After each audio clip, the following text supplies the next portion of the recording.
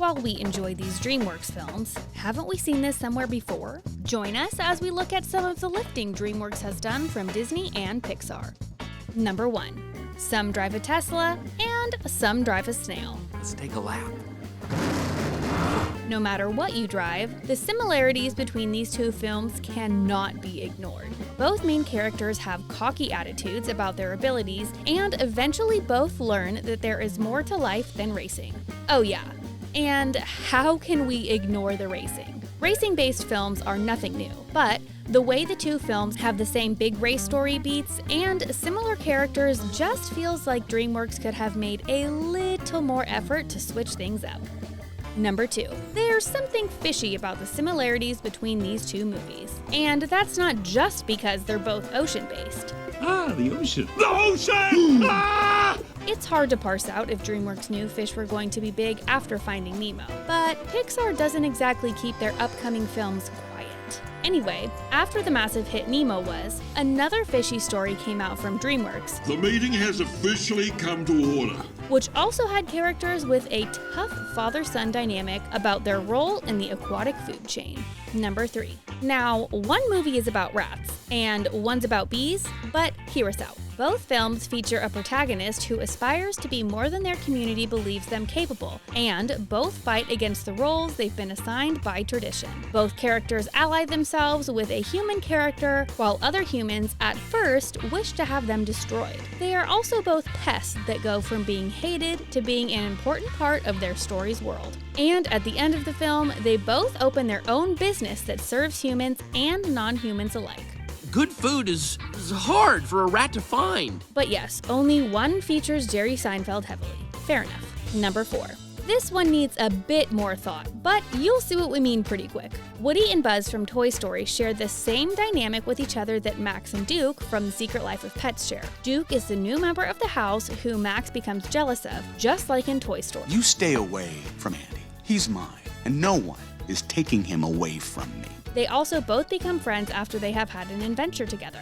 Both films have characters that have an owner mentality when they talk about the human of their affection. And finally, and maybe the most importantly, both films revolve around the secret world that exists when humans aren't around to see their toys or their pets. Now you feel silly for doubting us, right? Number 5. This copy is pretty clear from the get-go, but ignoring the human-like animal world design, as that's pretty common in animation, both films revolve around criminality in their own stories. They both revolve around the labels society has given to specific animals. Nick is seen as the sly carnivore and can't be trusted, while Mr. Wolf admits he was only a criminal because the world sees him as one, just for being what he is. And yes, also the human-like animal design. We just can't let it go. Sir, you were going 115 miles per hour. I hope you have a good explanation. Number 6. This is a contentious one, and for those who remember, a very weird few months of movies. Antz and A Bug's Life were released within a month of each other. Who copied who is up for debate, as one of the writers for Antz previously worked at Disney where they discussed an ant-based film. But regardless, theater goers were shown two very similar films, both which feature a kooky ant protagonist who questions the established order of ant life, and both win the affections of the ant princess. You know, ant princesses, the very well-known title given to certain ants. Number 7. Mars doesn't just need moms, it needs a lawyer. While many didn't see Mars Needs Moms, while many did see Home, the similarity Home shares with Mars Needs Moms is worthy of some copyright concerns. The films share a very similar story, as Mars Needs Moms has its boy protagonist search for his mother after she is mom-napped, while Home has a young girl search for her mother after an alien invasion separates them. Both films have a main character team up with a friendly alien who is part of the race who separated Mom from the now momless. Now, as far as animation, they are very different, that's for sure. Number 8. Another case of the two animation studios rushing to the finish line. Apparently, once DreamWorks was aware Disney was about to release The Emperor's New Groove, they rushed to finish their film, The Road to El Dorado. No, it's okay. This is all right. We can figure this out. While El Dorado was released first, production began on The Emperor's New Groove before that film, at the time known as Kingdom of the Sun. Seeing side-by-side comparisons are pretty crazy. Both films are in the same time period, setting, and both are buddy comedy films. The animation and character design are also strikingly similar, though one is now a cult classic and the other is only remembered for one character. Number 9. Now, this is getting weird.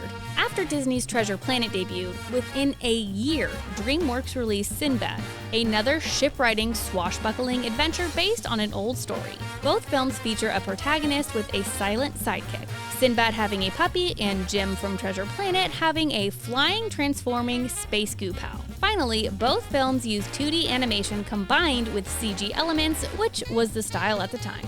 Number 10. It's all about the glasses, folks. One might scoff after seeing the claim that Peabody and Sherman is a ripoff of Meet the Robinsons, but allow for some elaboration. Both films are about time travel, and both are about finding your family. Also, look at the two child protagonists. It's the same kid. Now we know the Peabody and Sherman IP existed long before Meet the Robinsons, but really the movie only takes the characters from the original series. So other than that, Mr. Peabody has some explaining to do. Number 11. Okay, these movies take up very different parts of the brain, but we'll make a man out of this argument. While they cover very different stories, both films are based on legendary tales following warriors who fight against their family's wishes in order to protect the world around them. Both films take place hundreds of years ago. The animation is also very similar for the two. However, Mulan does not part the sea at any point. Number 12. In our post-hero saturated landscape, these films have aged like fine wine. While The Incredibles is more family-oriented than Megamind, there are a few shocking similarities. After all, I am your biggest fan.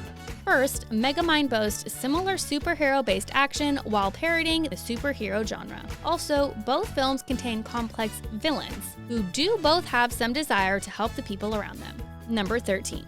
Oh vs. Stitch. Who do you think would win? Is there even a contest? Well, despite the much sadder moments in Lilo and Stitch, Home seems to have lifted some very similar ideas for its story. Both films are animated features about aliens who don't fit in with the others and their friendship with a lonely girl. We think we'd rather ride shotgun with O, though. Number 14. You have to be at least 30 to remember this film. The 1998 film A Small Soldier is about toys that come to life. Do we really need to expand more on that? Okay, we will. One of the most well-loved characters from the first Toy Story film was the Green Army Men. Seems someone thought the characters were so fun they'd make their own movie about them, which no one remembers. Those were all the moments we noticed Dreamworks might have gotten a little inspiration from Disney. Any inspirations you noticed we didn't mention? Let us know in the comments below. If you enjoyed, like and subscribe for more animated content. And thanks for watching The Things Animated.